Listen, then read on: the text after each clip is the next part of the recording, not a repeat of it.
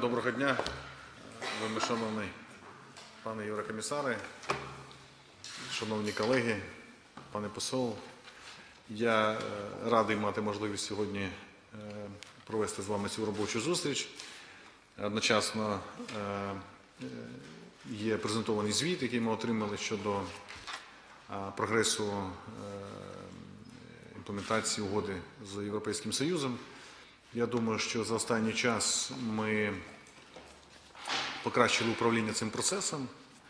І той звіт, який ми маємо сьогодні, він є нашою дорожньою картою, що ми маємо пришвидшити, де ми маємо проблеми, де ми маємо сьогодні успіхи, для того, щоб процес інтеграції відбувався більш динамічно. А з іншого боку, ми готуємось зараз до проведення Ради асоціації і вважаємо, що це ще буде один крок на шляху визначення подальших пріоритетів, відповідних завдань, які стоять перед нами в різних секторах. Однозначно, що ми хочемо приділити увагу подальшому розвитку нашої інтеграції, в тому числі схвалення дорожньої карти в питаннях інтеграції у цифровий ринок Європейського Союзу. Нам потрібно оновити порядок денний в сфері свободи, безпеки і юстиції, що теж є достатньо важливо. У нас є багато, на наш погляд, питань, що стосується енергетики, і тут потрібно покращити управління, і ми це розуміємо, для відповідної інтеграції України в єдиний ринок і газу, і електроенергії Європейського Союзу.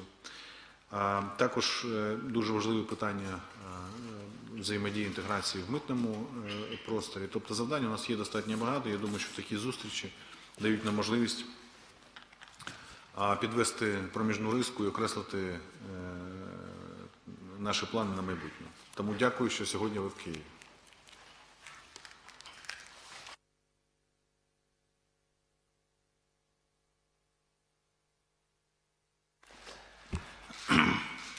Yeah, thank you very much for receiving us. Prime Minister, Deputy Prime Ministers, it's always good to be back in Kiev, and I have to admit this year it's only twice that I'm paying an official visit, which is less than in previous years, but it's in a way also, so to say, a positive reaction that things are going well, so or at least better. Yeah, but I really would like to congratulate you, Prime Minister, and your team, government, for your strong personal involvement and leadership on crucial reforms. I think it's important to highlight because everybody is always criticizing areas where there are deficiencies, and there are areas, but if it's about health, decentralization and reform of public administration, but also education, I think a lot of progress has been made, and I can only stress that each of such reforms in other countries would stretch, so to say, the societal fabrics if it comes to deal with such issues, because usually health, pension and education reforms are subject to very broad and long-lasting debates, and you have really managed to do all this, I think, within 1 year. So really congratulations, and I also understand that you have introduced not always very popular measures, in particular when it comes to the increase of household gas and heating tariffs, which on the other hand has enabled to get this IMF staff level agreement, which also helps us to follow up on the macro-financial assistance, where just yesterday there has been a meeting between my colleague Dombrovskis and President Poroshenko, and certainly we will follow up today. I'm very confident that we can make it and that we find ways and means to proceed, provided that the remaining issues are properly addressed. I also would like to thank you on your intervention during the week of the 27th of October concerning Ukraine. Ergo, I have to say we are very much concerned about the decision or not decisions by the Minister of Energy, or in particular the Deputy Minister of Energy. And on the other hand, I have to say that the management of this company has the trust of the international partners, and therefore we strongly recommend that so to say, they should be able to make their jobs. Also, something I wanted to stress as a very positive result is the progress on the area of privatization, which is also remarkable, and is something I would really like to highlight, because I remember we have discussed several times about all this. Indeed, I could already hand over the annual association implementation report, which offers a factual state of play of developments over the last year. It is always published ahead of the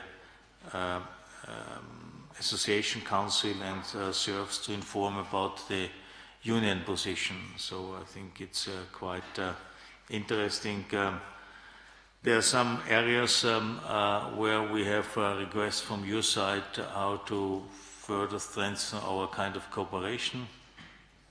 I think in most of the cases our position is clear on energy. We don't see possibilities without changing the association agreement, and this is, I would say, in the current circumstances, a non-starter. The other three areas, there are possibilities by simply looking into the annexes and trying to update the annexes. This is something where we are just trying to make some proposals and to share it with you and to see how we can proceed on these areas. There is one issue I wanted to share with you, because I don't want to hide my disappointment. We have this reform contract for investment, where it was about 50 million euro support for certain areas, in particular if it's about private investments, and to provide, so to say, the relevant support which could be further leveraged. And unfortunately, only one condition has been met. So actually, we could disperse 10 million, and I understand the other 40 million are in a way lost. So this is not something which should be something we are happy about it. This is where we are. Of course, there are some other elements, like the usual ones, we have to discuss. I also have to discuss with your President. It's about addressing all these corruption subjects, the fight against it. I also would like to express my condolence about the death of Katarina Gančiuk. I also met yesterday representatives from the civil society sector, and of course we are all shocked about this event. I mean, already the attack was something one has to condemn, which should not happen, but the fact that this led to the death of her is even more tragic, and I think one should really address this issue, because it is partly, or it is overshadowing many of your achievements as a government, and yeah, I wanted to stress this. And finally, only to conclude my list, I just was visiting deliberately the public broadcaster, because this is our, I have to say, understanding to support everywhere public broadcasters, provided there is an state-of-the-art effective law in place, and in Ukraine it would be, but I'm saying it would be because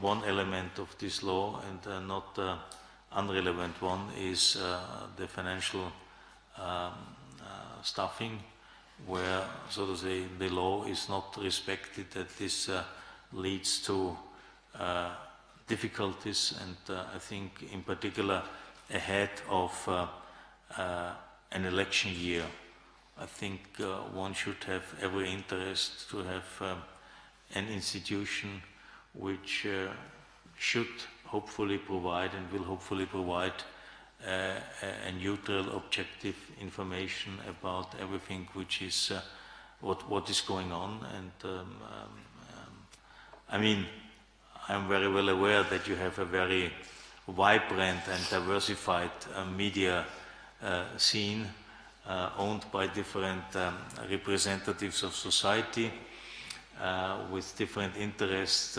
So due to the fact that there are so many different owners, you have a kind of freedom of expression, but I think part of a functioning democracy society should also be a well-working, well-equipped in terms of people, financing, but also, I mean, then one can also demand a quality of programs, of channels, public broadcasters. So this is something I wanted to share with you.